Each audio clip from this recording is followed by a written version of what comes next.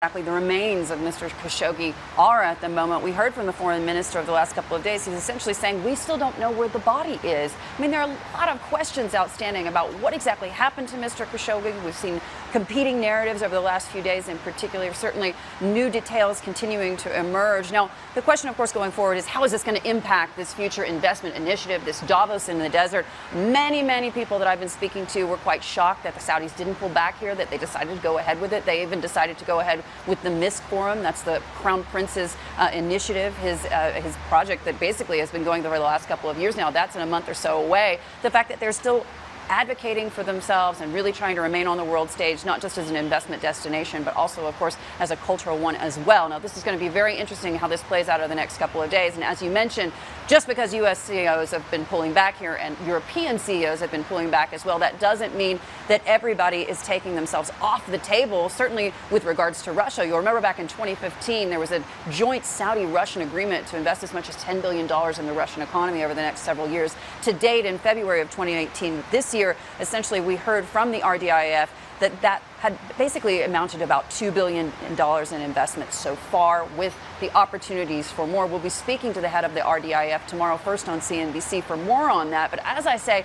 just because these European and American companies have decided to pull back here, at least visibly in terms of this conference, it doesn't mean that their investments are going to go away. I mean, you have to remember in SoftBank alone, Saudi Arabia's invested as much as $45 billion. They're the largest investor in startups globally. So they're still a major player to contend with.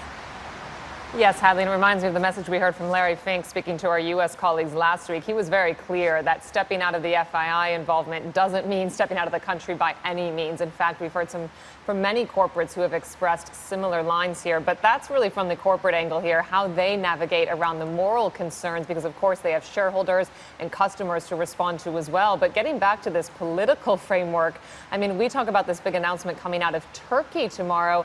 It does make me think what this means for President Erdogan, because it wasn't so long ago that his own relationships with the U.S. were really front in mind, a concern among many. And then we had, of course, the release of the pastor to the United States. And then now Turkey finds themselves really in a position of power in this situation, do you think?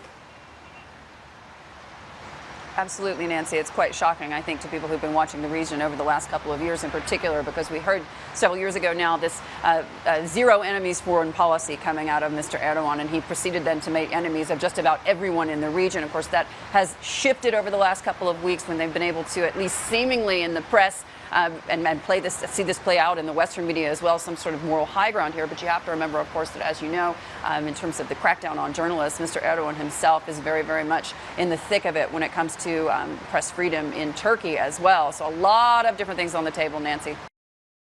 Hey everybody, it's Hadley Gamble from our new CNBC Middle East Bureau in Abu Dhabi. Thanks for stopping by. Now, to watch more, you can try one of the videos that just popped up on your screen.